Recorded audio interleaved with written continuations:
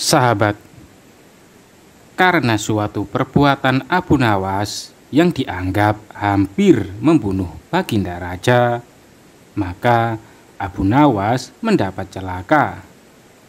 Dengan kekuasaan yang absolut, Baginda memerintahkan prajurit-prajuritnya langsung untuk menangkap dan menyeret Abu Nawas, lalu dijebloskan ke penjara. Waktu itu, Abu Nawas sedang bekerja di ladang karena musim tanam kentang akan tiba. Ketika para prajurit kerajaan tiba, ia sedang mencangkul. Dan tanpa alasan yang jelas, mereka langsung menyeret Abu Nawas sesuai dengan titah Baginda. Abu Nawas tidak berkutik. Kini ia mendekam di dalam penjara. Beberapa hari lagi, kentang-kentang itu harus ditanam. Sedangkan istrinya tidak cukup kuat untuk melakukan pencangkulan. Abu Nawas tahu bahwa tetangga-tetangganya tidak akan bersedia membantu istrinya, sebab mereka juga sibuk dengan pekerjaan mereka masing-masing. Tidak ada yang bisa dilakukan di dalam penjara kecuali mencari jalan keluar.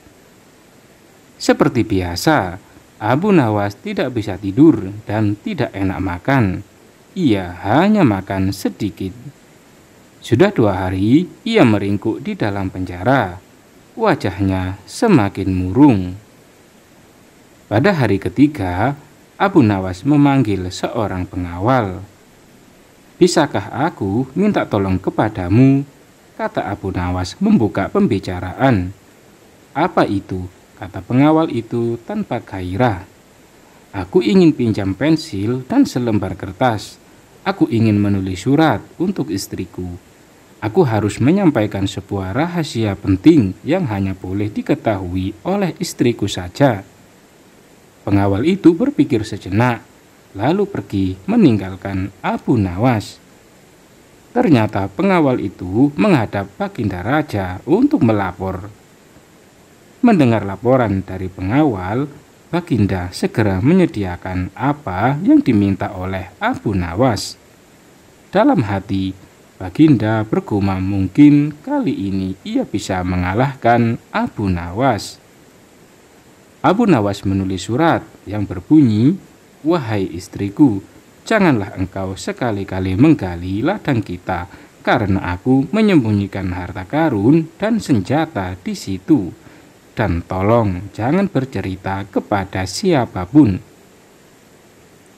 Tentu saja surat itu dibaca oleh Baginda Raja, karena beliau ingin tahu apa sebenarnya rahasia Abu Nawas. Setelah membaca surat itu, Baginda merasa puas dan langsung memerintahkan beberapa pekerja istana untuk menggali ladang Abu Nawas. Dengan peralatan yang dibutuhkan, mereka berangkat dan langsung menggali ladang Abu Nawas.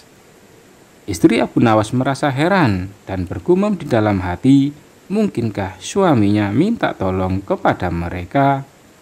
Pertanyaan itu tidak terjawab karena mereka kembali ke istana tanpa pamit. Mereka hanya menyerahkan surat Abu Nawas kepadanya. 5 hari kemudian, Abu Nawas menerima surat dari istrinya. Surat itu berbunyi, "Mungkin suratmu dibaca sebelum diserahkan kepadaku, karena beberapa pekerja istana datang ke sini 2 hari yang lalu. Mereka menggali seluruh ladang kita.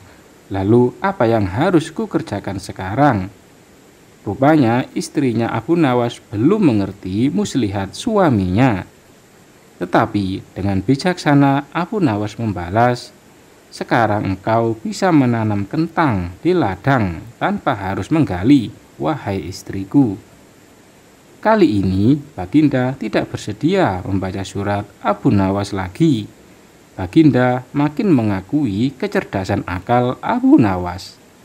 Bahkan di dalam penjara pun Abu Nawas masih bisa melakukan pencangkulan. Abu Nawas masih mengeram di penjara. Namun begitu Abu Nawas masih bisa menyelesaikan pekerjaannya dengan memakai tangan orang lain. Hal ini kemudian membuat Baginda Raja berpikir. Sejenak kemudian, beliau segera memerintahkan sipir penjara untuk membebaskan Abu Nawas. Baginda Raja tidak ingin menanggung resiko yang lebih buruk, karena akal Abu Nawas tidak bisa ditebak. Bahkan di dalam penjara pun, Abu Nawas masih sanggup menyusahkan orang lain. Keputusan yang dibuat Baginda Raja untuk melepaskan Abu Nawas memang sangat tepat. Karena bila sampai Abu Nawas bertambah sakit hati, maka tidak mustahil kesusahan yang akan ditimbulkan akan semakin gawat. Kini, hidung Abu Nawas sudah bisa menghisap udara kebebasan di luar penjara. Istri Abu Nawas menyambut gembira kedatangan suami yang selama ini sangat dirindukan. Abu Nawas juga riang, apalagi melihat tanaman kentangnya akan membuahkan hasil yang bisa dipetik dalam waktu dekat.